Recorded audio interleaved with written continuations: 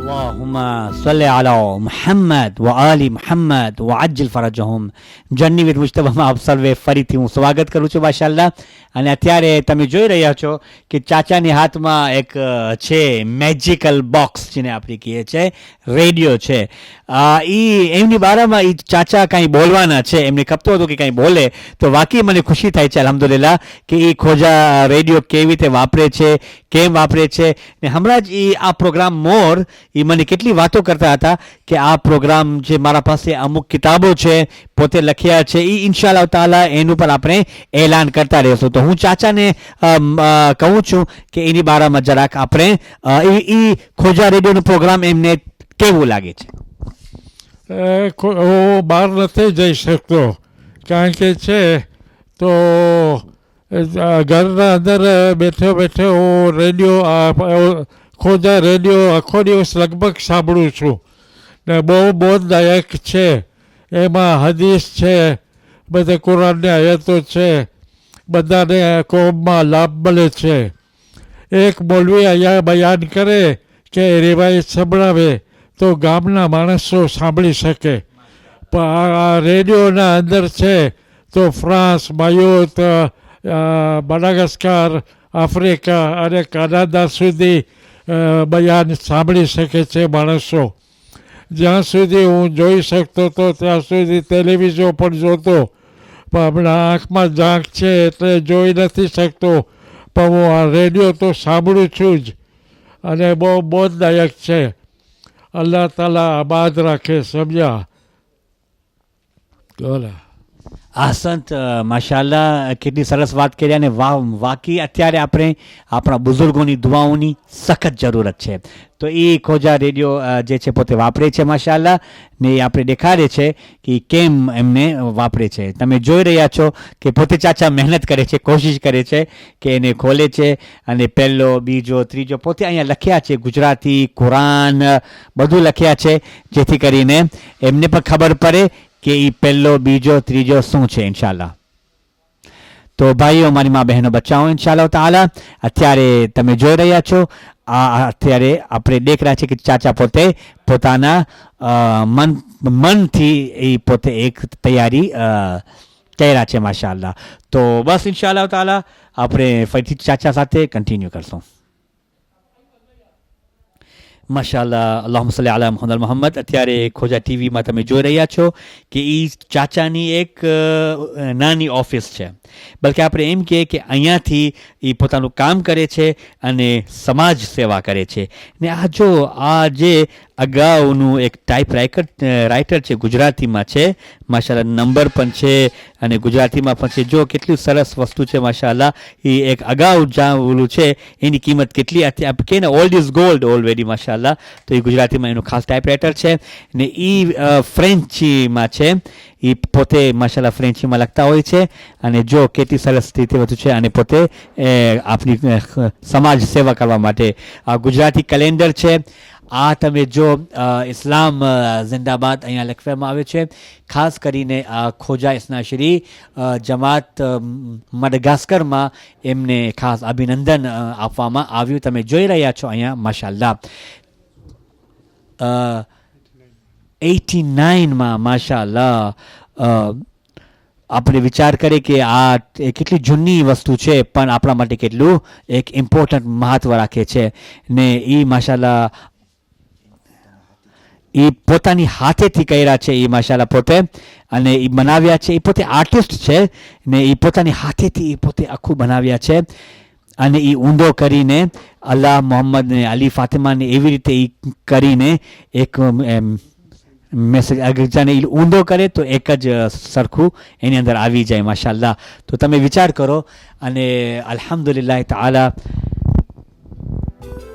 ને ખાસ કરીને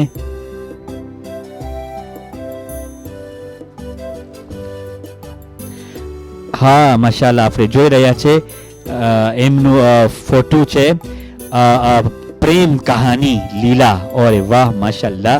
તમે વિચાર કરો અહીંયા આ એક લીલા અહીંયા લખેલું છે અને એ ખાસ પોતે માડેગાસ્કર પોતે આવ્યા હતા. ઇન્શાઅલ્લાહ તાલા એમની બારામાં પણ એક લાઈફ હિસ્ટ્રી છે જે અમે બયાન કરશું. એની અંદર તમે જોઈ રહ્યા છો કે કેટલું ઓર્ગેનાઇઝ કરીને પોતે એ કિતાબને છાપ્યા છે. શાયરી અહીંયા લખેલી છે. બહુ જ સુંદર વાત છે. તમે પોતે જોઈ રહ્યા છો માશાલ્લાહ. જો આ શાયર આસિમ સંદેરી સાહેબની ચીરવિદ્ય જે હમણાં આપણે અત્યારે વાત કરતા હતા તો એની બારામાં તો એક બે પંખી હું તમારી સામે પેશ કરું છું. સૂરજના દિગ્ગજ ગઝલકારક અને અંધના શાયર જનાબ આસિમ રાધેરી સાહેબનું આજ રોજ 104 વર્ષની જેફએ અવસાવ્યું થયું.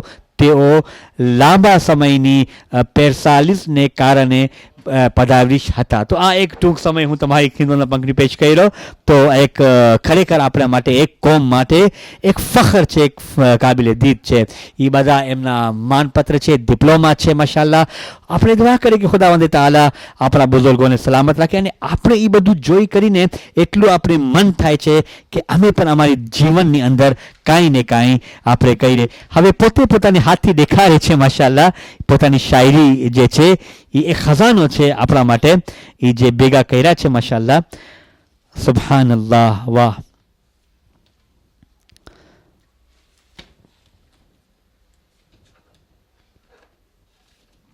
પોતાની હાથ અક્ષરે એ લખ્યા છે અને કેટલી સુંદર કલામો જે અહીંયા જોઈ રહ્યા છે માશાલ્લાહ. ઇન્શાઅલ્લાહ તાલા આપણે ખોજા રેડિયોમાં તો એમની શાયરી સાંભળાતા રહીએ છે અને આપણે વધારે પડતો આપણે ઇન્શાઅલ્લાહ મોકો મળશે એમની શાયરી આપણે ખોજા ટેલેમાં પણ પેશ કરતા રહીશું.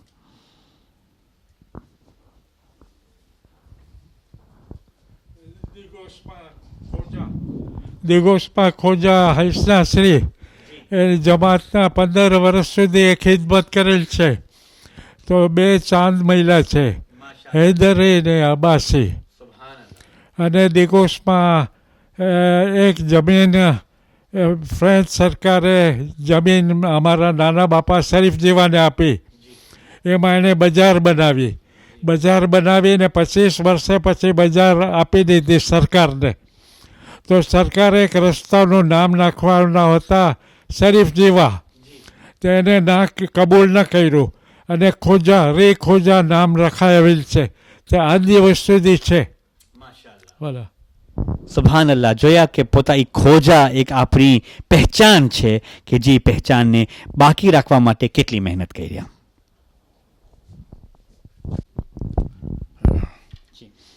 વચમાં જે ગોલ છે એમાં અલ્લાહ લખેલું છે. અહીંયા ઉપર મોહમ્મદ લખેલું છે અને નીચે અલી લખેલું છે.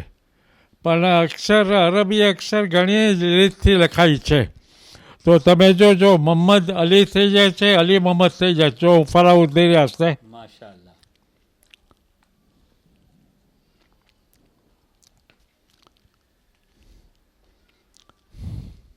સુબહાનલ્લાહ. અલ્હમ્દુલિલ્લાહ. બહુ સરસ. શુક્રિયા. મોટું કરે મોટું ટેલિવિઝનમાં. જી ઇન્શાલ્લાહ. જઝાકલ્લાહ. આપણે ઇન્શાલ્લાહ તારા રાખશું. થેન્ક્સ. શુક્રિયા તમારી.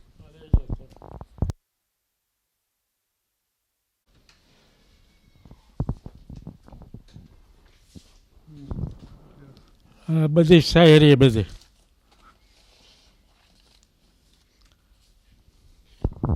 માશાલ્લાહ. તમે જોઈ રહ્યા છો કે પોતાનું શોખ જે છે કેવી રીતે ઇન્સાન એને સાચવે છે, રાખે છે.